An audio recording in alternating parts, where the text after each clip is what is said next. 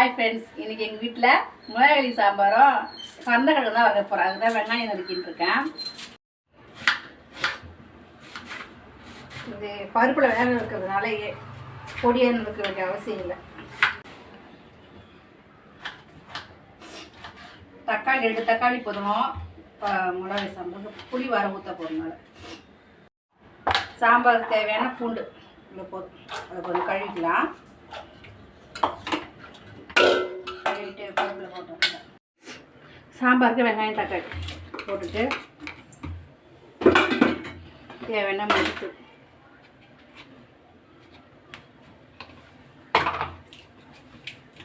வெங்காயம் அவ்வளோதான். ஒரு கலக்கிட்டு ஐயோ நல்லா ஊற்றிச்சு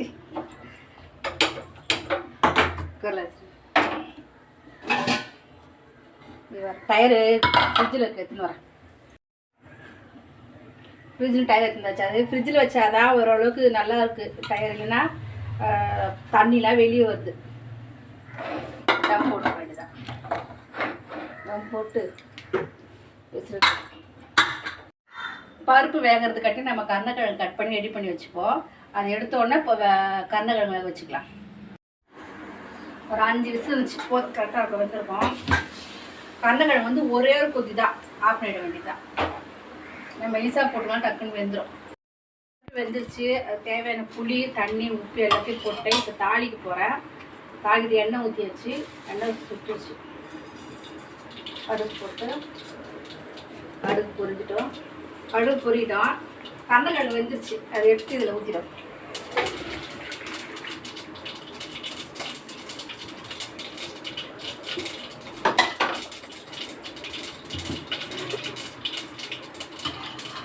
கடுகு பொரிஞ்சிச்சு. மிளகா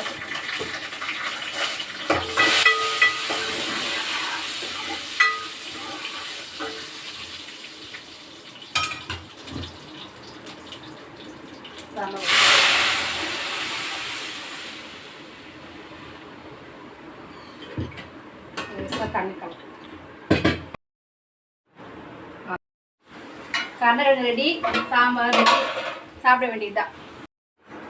கிளைமேட்டுக்கு ஏற்ற மாதிரி சுட சுட சோறு, சாம்பார் சூடாக இருக்குது. கருணக்கிழங்கு நல்ல முருளாக இருக்குது. பிடிச்சிருந்தா லைக் பண்ணுங்கள், சப்ஸ்கிரைப் பண்ணுங்கள்.